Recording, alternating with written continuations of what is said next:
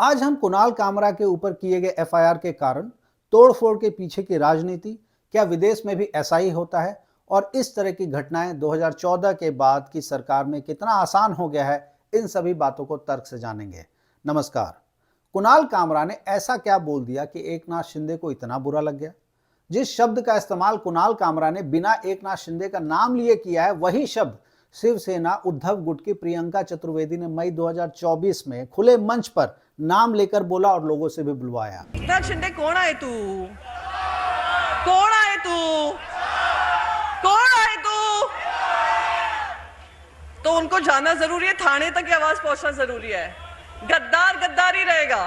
मगर उस समय एकनाथ शिंदे और देवेंद्र फडणवीस के मुंह से एक शब्द नहीं निकल पाया, शायद इसलिए कि दूसरी तरफ भी शिवसेना ही थी और उनके ऊपर हाथ डालने की हिम्मत ये नहीं जुटा पाए। वहीं दूसरी तरफ कुणाल कामरा एक स्टैंड अप कॉमेडियन है, इनके ऊपर हमला करना आसान है। जिस शब्द का इस्तेमाल कुणाल कामरा ने किया है, वो शब्द मुंबई की आम जनता शिंदे के लिए पहले से इस्तेमाल कर रही है और अब भी करती है। उसी शब्द का इस्तेमाल उद्धव ठाकरे ने अभी कुछ दिन पहले फिर से किया है। कुणाल कामरा ने, मुझे नहीं लगता कुछ गलत कहा है। गद्दारों को गद्दार करना ये किसी पर हमला करने की बात नहीं है। जो गद्दार है वो गद्दार है। तो क्या महाराष्ट्र सरकार इन सब पर एफआईआर दर्ज करेगी? और अगर नहीं करेगी तो कुणाल कामरा पर क्यों? एकनाथ शिंदे को देवेंद्र फडणवीस ने पूरी तरह से किनारे लगा दिया है। एकनाथ शिंदे ना ही वापस शिवसेना में जा सकते हैं और ना ही ज्यादा सालों तक अकेले अपना वर्चस्व बना के रख सकते हैं, और ये बात एकनाथ शिंदे अच्छी तरह से जानते हैं। इसके अलावा नागपुर की घटना, बड़े उद्योगों का गुजरात चले जाना महाराष्ट्र सरकार पर पहले से ही सवाल खड़ा कर रहा है, और शायद इसी बात की झुंझलाहट को वो एक छोटी और हल्की हरकत से निकालने की कोशिश कर रहे थे। जो लोग स्टूडियो में जाकर तोड़फोड़ कर रहे थे जहां पर कुणाल कामरा ने अपना शो किया था, वो कौन थे? क्या बिना पुलिस और प्रशासन की सहमति के वो ऐसा कर सकते थे, या फिर नायक फिल्म की तरह उन्हें जानबूझ के ऐसा करने दिया गया था? अगर एक पार्टी के समर्थक जब चाहें तोड़फोड़ कर सकते हैं तो फिर सरकार के होने का क्या मतलब है? और अगर नहीं तो फिर इन हुड़दंगियों पर महाराष्ट्र के प्रशासन ने क्या कार्रवाई की है? कामरा को मालूम होना चाहिए कि 2024 के चुनाव में जनता ने निर्णय कर दिया है कौन गद्दार है कौन खुददार है। वीडियो में देवेंद्र फडणवीस की बात सुनकर मुझे लग रहा है कि जल्द ही स्कूल के सिलेबस में बदलाव आएगा। सिलेबस में यह बात जोड़ दी जाएगी कि चुनाव गद्दार और खुददार तय करने के लिए भी होता है। फडणवीस के हिसाब से बाला साहब ठाकरे हिंदू हृदय सम्राट थे। स्वर्गीय शिवसेना प्रमुख हिंदू हृदय सम्राट बाला साहब ठाकरे जी की विरासत ये शिंदे जी के पास है, इस पर जनता की मोहर लगी है। तो कोई स्टैंड अप कॉमेडियन खड़ा रहकर इस प्रकार से उनको गद्दार नहीं कह सकता। तो क्या बीजेपी ने पूरी सरकारी मशीनरी लगाकर हिंदू हृदय सम्राट के हृदय के दो टुकड़े सत्ता पाने के लिए किए थे? ये सवाल महाराष्ट्र का एक तबका फडणवीस और एकनाथ शिंदे से बहुत पहले से पूछ रहा है। दरअसल फडणवीस अच्छे से जानते हैं कि उद्धव ठाकरे आज भी बहुत मजबूत हैं और उद्धव के बारे में कुछ भी कहना आने वाले चुनाव में अपने वोट को कम करना है। पुरानी शिवसेना और आज की शिंदे गुट की शिवसेना के राजनीति का यही तरीका था और है। या तो मेरी सुनो, नहीं तो भाग जाओ, माई वे और हाईवे। दाल में तड़का लगाने बीजेपी आ जाती है, क्योंकि उसकी राजनीति भी ऐसी ही है। कुणाल कामरा के जिस बात को नफरती बोला जा रहा है, दरअसल उसमें कुछ भी नफरती नहीं है। उसे उचित अनुचित की परिभाषा के दायरे में लाकर जरूर बहस हो सकती है। प्रवेश वर्मा लोनी में और प्रधानमंत्री राजस्थान में जो भाषण दे रहे थे वो नफरती थे। प्रवेश वर्मा दिल्ली के तत्कालीन पीडब्ल्यू विभाग के मंत्री हैं और नफरती भाषण देने के आदी हैं। 9 अक्टूबर 2022 को लोनी की सभा में प्रवेश वर्मा समाज में जहर उगल रहे थे। जहां जहां ये आपको दिखाई दे, मैं कहता हूं अगर इनका दिमाग ठीक करना है, इनकी तबीयत ठीक करनी है, तो एक ही इलाज है, वो है संपूर्ण बहिष्कार। आप इस बात से सहमत हो? हाथ खड़ा करके बोलो सहमत हो। नरेंद्र मोदी भारत के प्रधानमंत्री हैं। अप्रैल 2024 को राजस्थान में दिए गए एक चुनावी भाषण के दौरान जो वो बोल रहे थे, उसे क्या कहेंगे? नफरत या प्यार? लिस्ट बहुत लंबी है। संगीत सोम, विनय कटियार, कपिल मिश्रा, गिरिराज सिंह, तेजस्वी सूर्या, अनंत कुमार हेगड़े, साक्षी महाराज, नुपुर शर्मा, साध्वी प्राची और ऐसे कितने ही नाम हैं जिनको बीजेपी ने शायद नफरती भाषण देने के लिए ही रखा है। क्या आपने कभी किसी चाटुकार मीडिया के ऊपर बिना किसी कोर्ट के निर्देश के बीजेपी सरकार द्वारा नफरत फैलाने का केस करते हुए देखा है। अगर इनके नफरती भाषण का वीडियो बनाया जाए तो 2-3 घंटे का वीडियो बनेगा और वो भी बहुत ही आराम से। वापस कुणाल कामरा के मुद्दे पर आते हैं। द हिंदू से बात करते हुए एकनाथ शिंदे ने बताया कि उनको अपने ऊपर की गई टिप्पणी से कोई दिक्कत नहीं थी। उन्हें प्रधानमंत्री, वित्त मंत्री, अन्य लोग और मीडिया पर कुणाल कामरा की गई टिप्पणी बुरी लगी है।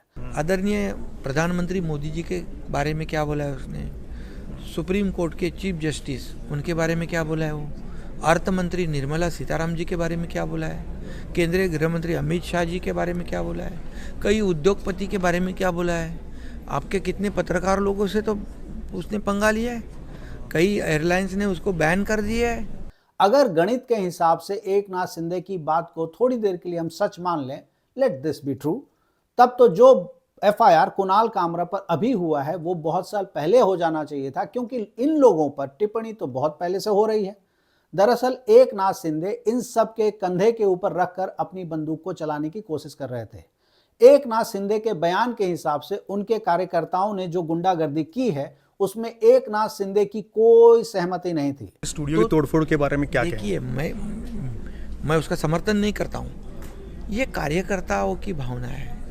कार्यकर्ताओं को देखो, एक्शन को रिएक्शन होती है, लेकिन उसका समर्थन मैं नहीं करूँगा। अब जनता तय कर ले कि इनकी बात पर कितना विश्वास किया जा सकता है। नेता लोग अपनी गुंडाई भी कार्यकर्ता की आड़ में करते हैं और ये उनकी कायरता को दिखाता है, मगर नेताओं को ये गलतफहमी रहती है कि इससे वो ज्यादा मजबूत माने जाएंगे।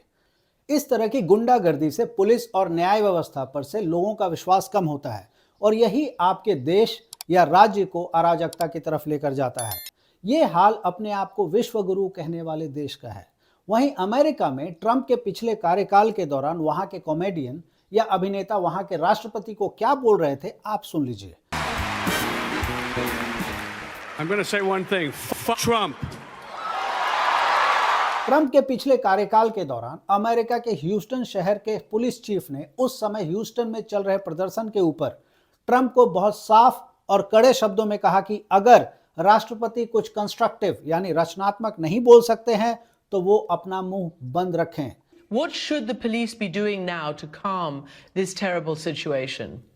Let me just say this to the President of the United States on behalf of the police chiefs in this country. Please, if you don't have something constructive to say, keep your mouth shut. और ऐसा इसलिए कहा क्योंकि Trump Houston में चल रहे प्रदर्शन को सत्ता की ताकत से कुचलना चाहते थे, मगर टेक्सास राज्य के गवर्नर और वहां के पुलिस चीफ मसले को लोगों के साथ बातचीत करके सुलझाना चाहते थे और उन्होंने सुलझाया भी। हमारे यहाँ के किसान आंदोलन को याद कीजिए। सरकार ने अपने ही देश के किसानों से बात करने की जगह उस आंदोलन को रौंदने की कोशिश की थी। अपने ही देश में किसानों को ऐसा महसूस करवाया जा रहा था कि वो अंग्रेजों के सामने खड़े हैं। जनवरी 2018 भीमा कोरेगांव केस में 16 समाज सेवियों पर यूएपीए की अलग अलग धाराओं में पुणे पुलिस केस दर्ज कर देती है। आरोप लगाती है कि ये सभी लोग देश के खिलाफ साजिश रच रहे थे।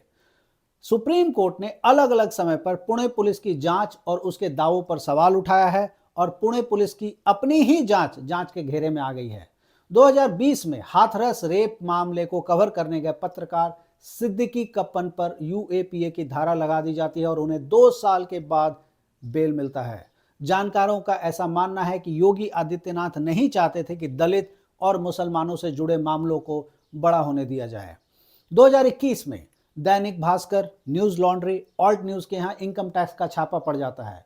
जानकारों का मानना है कि कोविड की गहरी और सरकार की पोल खोल देने वाली रिपोर्टिंग के कारण ये छापा पड़ा है। बीबीसी को मत भूलिएगा। ऐसे सैकड़ों उदाहरण मिल जाएंगे जिसमें सरकार ने अपने खिलाफ उठने वाली आवाज को दबाने की कोशिश की है। प्रजातंत्र में जब आप नेता बन जाते हैं तो लोगों की गालियां भी आप ही सुनेंगे, क्योंकि तालियां भी आप ही को मिलता है। पिछले कुछ सालों से हमारे देश के नेताओं का रवैया तानाशाह के जैसा हो गया है। 2010 के वर्ल्ड प्रेस फ्रीडम इंडेक्स यानी विश्व प्रेस स्वतंत्रता सूचकांक में भारत 122वें नंबर पर था। बहुत अच्छा नंबर नहीं था। और 2024 में 159वें नंबर पर है। प्रेस फ्रीडम इंडेक्स से हमें अंदाजा मिल सकता है कि क्यों कुणाल कामरा के ऊपर एफआईआर हुई है। दूसरी तरफ नेताओं के लिए सोचने की बात यह होनी चाहिए कि इतना कुछ होने के बाद भी कुणाल कामरा को देश विदेश से समर्थन मिल रहा है। ये शायद इस बात की तरफ इशारा करता है कि लोग सरकार के तानाशाही रवैये से तंग आ रहे हैं। उम्मीद है कोर्ट में बात को सुना जाएगा और न्याय हो पाएगा, उम्मीद है। इस बीच कुणाल कामरा अपनी कानूनी लड़ाई को बहुत जोर शोर से और मजबूती के साथ लड़ रहे हैं और एक ऐसे सरकार के साथ लड़ रहे हैं जिसका पूरा ध्यान सिर्फ और सिर्फ लोगों की आवाज को दबाने और कुचलने में लगा हुआ है। कुणाल कामरा ने मद्रास हाई कोर्ट में अपनी अग्रिम जमानत के लिए याचिका दायर की थी और वो याचिका स्वीकार हो गई है और अब कुणाल कामरा को बेल यानी जमानत मिल चुकी है। इस पूरे स्क्रिप्ट को ठीक से लिखने में मेरी मदद राहुल ने की थी और हमेशा की तरह वीडियो को सुंदर हितेश और गुरिंदर ने बनाया है। धन्यवाद।